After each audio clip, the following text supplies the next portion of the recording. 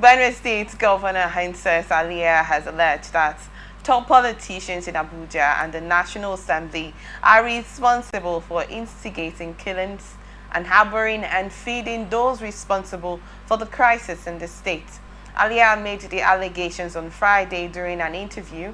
He described the situation as very unsettling, noting that while the said politicians were interested in fighting for their position, it was his right to protect and serve the interests of the masses. Although he did not mention the names of any politicians who may be involved, Alia stated that he had set up a judicial panel to investigate the reasons behind the attacks, adding that the report indicted many big names and vowed to take up the matter when he receives the full report. He also declared that the state was under siege, adding that he believed that the crisis was some form of terrorism and was beyond ethnic farmer-herder clashes. Something like this has actually come up. He almost made the same statement. We also got something like this from the House of Representatives, calling out, saying that most individuals are responsible for this. He has also made a statement that most of these terrorists are foreigners. Now, there's been questions there in the open. Although he said he has given out the direction, the instruction, the order to find out who is actually responsible. But there's something people say that there's an atom of truth in every lie. I really don't know how true that is. Or in every rumor, there's an atom of truth in it.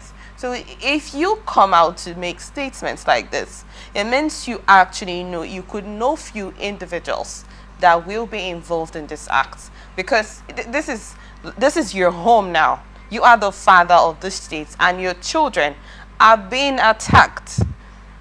But I really don't know why the statement was made. I just want to get your thoughts on this, please.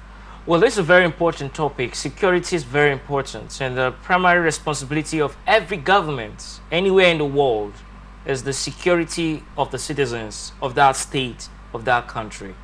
Benue State security history is very visible and clear. All the security threats, the security issues happening in Benue State, happening in Nigeria, is known to us, right? We can look at the past security crisis and learn from it. My perspective is that the best form of security is a proactive approach, not a reactive approach.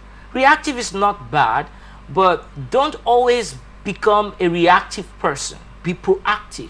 And when it is easy to say proactive, reactive, these are beautiful English words, but when you want to apply it to security threats that is continuous, it becomes, that's a clear sign of a system failure, because it's not become a systemic issue. It is repeating itself. It's becoming like a cycle of violence. How do you address the cycle of violence? With the continuous loss of lives and properties, with the threats to the food security of the state. And if you look at Benue State, it's been regarded as the food basket of the nation. And Benue State is very strategic to Nigeria's food security. Benue State is very strategic to Nigeria's energy security. Don't forget that the river Benue passes through Benue State. And so Benue State plays a very security, geopolitical, food security role in the Nigerian project. And if Benue State is in distress, Nigeria is in distress. If Benue State is in trouble, Nigeria is in trouble. So the question of security threats in Benue State is not just a Benue State problem. It is a Nigerian problem. Now, how do you apply, or how do you apply a proactive security method in this situation? Number one, it's in building strong institutions in the state. If I'm the governor of the state, I will not just say, oh, yeah, I believe some politicians are out to make the state ungovernable. Of course, that might be a possibility. Now, you are the chief security officer of the state. You are responsible for the people. The buck all falls on your table. So you have a responsibility to look at these security problems and say, no, don't be predictable with always a reactive approach. How do you do it? Invest in the institutions. Number one, how do you invest? Collaborate with the security agencies. There should be improvement in intelligence gathering. Now, look at security issue and study the human body. Now, in the human body, we have the circulatory system, we have the digestive system, we have the excretory system, and now the heart pumps blood around the whole body, you know, through the veins and all the arteries and all that. Security works like that. There's always a sponsor of terror. There are always sponsors of terror. There are always people that are behind the scenes, the invisible masquerades masquerading in the state or in the country, responsible for that. Now, it's strong intelligence gathering, and with strong institutions like the judiciary, when these perpetrators, these criminal elements, these sponsors of terror are caught and prosecuted, they will serve as a deterrence to others who want to take that pathway to cause chaos and to cause crisis. They say the rule of law, nobody is above the law. So whether they are politicians or whoever they are, that are hiding under a mask or that are masquerading behind the scenes to cause this problem. Now, with strong institutions like the judiciary plays a very critical role. Be this situation occurring, a poor farmer in the village has been killed, or a poor man has been killed. So who will speak for these people? Who will defend them? Another thing they can also do is investing in self-defense training. Security education should be made compulsory in the state. So why did you say self-defense? Yes, self-defense. When I mean self-defense, I'm not saying they should pick up arms to fight for themselves. I'm saying we have the curriculum in our schools where you teach people, secondary schools, their physical education and all that. There should be some self-defense trainings for people against terrorists to with get weapons. the basic security training for. They could use that. Do you think there's a possibility that can come into place when most of these terrorists are foreign terrorists allegedly, and they possess sophisticated weapons? So how do you defend yourself in that instance? There was a situation, in Benue State where there's this community that was attacked by this terrorists because they are no longer regarded as headsmen. Because according to the terror they've unleashed on the people, it's more than what headsmen normally would want to do to farmers. So they are seen as terrorists now. You know, in that community, according to the story, the terrorists invaded this community, opened fire on the people, destroyed their properties. It was more like a movie scene. And then after the period of time that this incident happened, the ones still remaining went to get their loved victims, the corpses of their loved victims, into a safe space, and they were struck again. You know, so imagine living with that kind of situation. At what point do you get to defend yourself? And I'm sorry, I also wanted to make a statement over where you said the governor can also get to, you know, allow, well, how did you put it? Collaborate with troops, or, you know, work with troops and, you know, get something done instead of reacting to the situation. He should be proactive, like you said. They said that troops have been sent subsequently. Now the question is, what are those troops doing? I think it's in Benue State, or Benue State actually, that the residents were calling for the relocation of a detention facility because they said that the terrorists have been coming to this detention facility that is close to their community, you know, bombing the facility and all of that, and it's affecting them.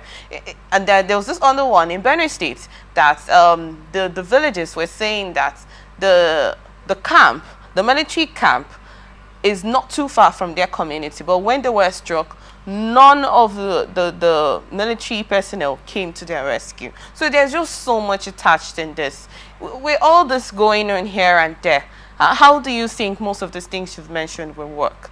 It depends on the political will of the government. So if the government have the political will, and if the government see this as a serious problem, they're going to. It requires leadership. This is a leadership problem. As I was saying, I was trying to give an illustration of the human body, like the circulatory system of the blood, the heart pumps blood all over. These people who are causing terror and pain in Benue State are human beings. They're not spirits. They're not ghosts. And so Who is financing them? Who is giving them the arms and the ammunition that they're using to keep people? Who is giving them the logistics? You don't just go into a village and attack the people and kill them, and then you disappear. You disappear. How do you live? What's the means of transportation? That's why I said we need strong institutions. Like in the developed countries of the world, they have security issues every day, but they are going to track you, and they're going to get you. It might take them a while, but they have a strong technological and a strong organizational security system that helps them to fast track their investigation with the right intelligence, with collaboration, and with a judiciary that is willing to prosecute these criminals to serve as a deterrent. So if the government is interested, it's very serious. They're not going to be using this reactive approach. Work to put in place a strong institution. Work with the security agencies. The security agencies, the intelligence agencies, who are those that are masquerading behind the scenes to finance this? What is their goal? What are their intentions? Their intentions to cause problem. So try as much as, how do they finance it? They communicate. What is the source of communication? They use phones. Why can't you track the phones? Why can't you track them? Why can't you have a proper surveillance network? Why can't you monitor them through, they move through transportation. How do they move? So the community leaders, we collaborate with the security agencies and the government by building a grassroots security network. That's why it's talk about self-defense training. Self-defense training is not just learning how to do kickboxing. It is understanding basic security information. That what do you do when there is a crisis or there is an emergency? What do you do? How do you defend yourself? How do you save a life? Then you train them also on basic first aid treatments. Like in an emergency situation, how do they bring them?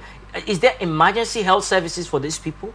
When these villages are attacked and a lot of people are killed, and then there are some people that might be badly injured that might not die instantly, is there emergency health attention? Is there medical attention for these people? And even those people who are rescued alive later on, is there health provision for their mental health? Because a lot of them are traumatized. A lot of them are mentally scattered. Imagine being in a situation where you see your family members being killed. You can't live. You live with that shock daily. So there's the steps they can take.